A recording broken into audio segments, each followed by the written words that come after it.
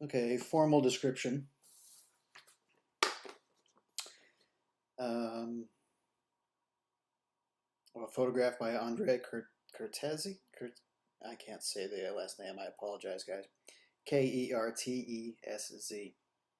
I will read the student's description first, while the screen is blank, and see what mental picture that evokes, and then I'll make the picture viewable, and we'll discuss what can be done to improve the description. So here's what the student wrote. The photograph Mudan is 24.7 by 19.6 centimeters in size and has a vertical orientation. This photo is in black and white of a place in time when people were present and going upon their day. On the right half of the photo, starting a third of the way up, is a viaduct that has a black train crossing it from right to left with a smoke cloud coming out of train's smokestack. On the left side is a 4-story French building with a chimney at the top, and the train on the viaduct appears to be headed straight for the chimney, although it's an illusion because of the viaduct being set back beyond the building.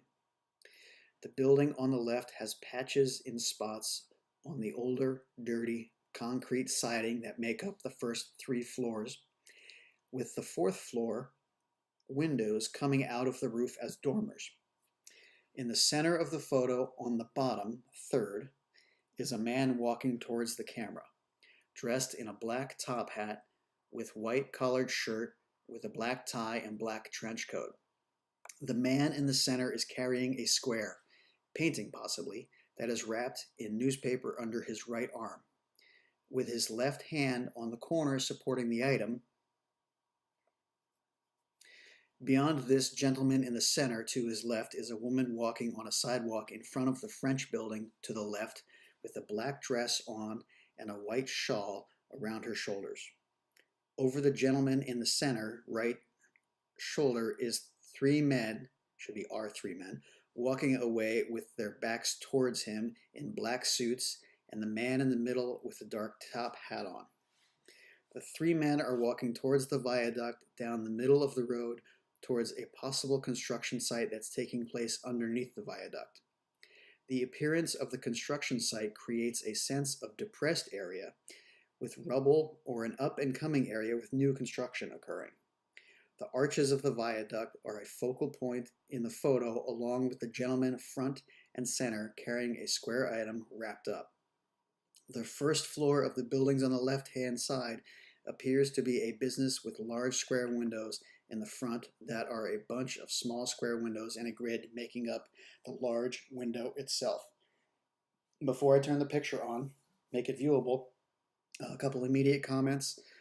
This main character, the man in the foreground, I would like to know how tall he is compared to other things in the picture. I mean, not just the other men, but other buildings, etc., and which direction he is facing and looking.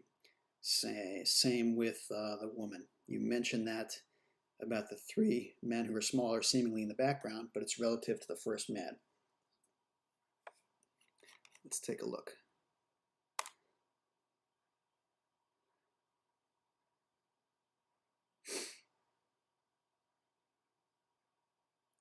Okay, this is pretty good. You're on to a lot of things. Again, how tall is this man here?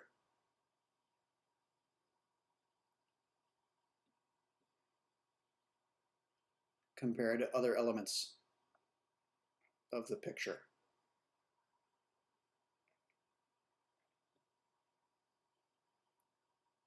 So if this is a doorway and a human can fit through it, but it looks smaller, right, than the man looks bigger, that would give us an indication that he is in the foreground, closer to the camera.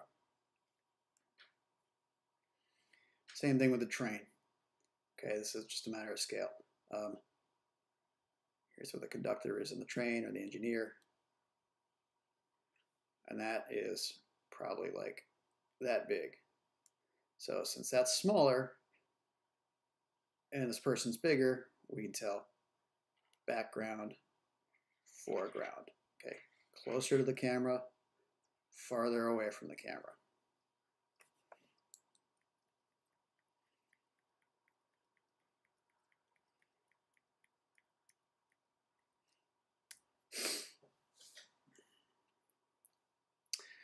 I think there's some shapes in here that would be worth pointing out. Street forms almost a triangle, sort of a triangle bending around to the left. Okay. And look at the buildings. Now they sort of point to the background. Okay. So kind of our eye bounces around in here.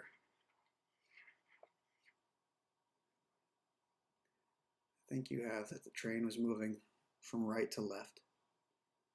Okay. The front of the train is almost on the center line of the picture.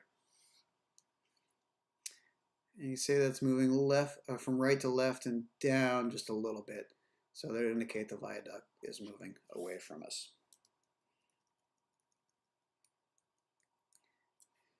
More shape stuff. We have some rectangular shapes of windows and the building. Okay, you made a nice a description of some contrast, but let's just look at shape. This is a rectilinear shape, and the viaduct has arch shapes. So that's a contrast within shapes. Okay. Where is it really light? And where is it really dark? Okay. And I think those few things I mentioned would bring the initial description from a good one to an excellent one. So start there, and I will just take a moment to remind everyone listening to this that a formal description is just a description of the forms that make up the work of art. Describe the forms that you see. Do not describe any meaning or story. That comes later. Only describe what can be seen as simply as possible. Imagine you're going to describe this to your friend on the phone or to a child. If the description is good, it should evoke a mental picture in the reader's mind.